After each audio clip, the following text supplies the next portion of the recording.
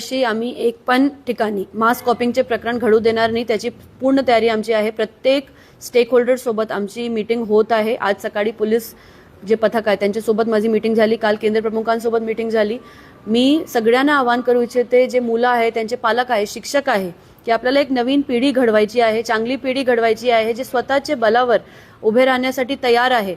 Cheat copy केल्यानंतर त्यांना स्वतःवरती कॉन्फिडन्स काही राहत नाही, तर आपल्याला चांगली पिढी घडवायची आहे। म्हणून काही करून त्यांना चीटिंग करू देऊ नका तुम्ही, आणि त्याच्यामध्ये सहकार्य अजिबात करू नका। जर असे प्रकरण आमच्या समोर आले तर आमची तयारी आहे निलंबन करण्याची, वडतर्फ करण्याची सुद्धा। तर मी जे ट्रस्ट आहे, ट्रस्टनं सुद्धा सांगते की असं काही होऊ देऊ नका तुमच्याकडे। आमचे पूर्ण पथक तिथे फिरणार आहे, तयार राहणार आहे। आम्ही सीसीटीव्ही प्रत्येक खोलीमध्ये सीसीटीव्ही लावलेले आहेत, पोस्टर्स लावणार आम्ही, आणि ड्रोनचा सुद्धा वापर करणार, कारवाई फौजदारी कारवाई करणार। जे काही शक्य आहे ते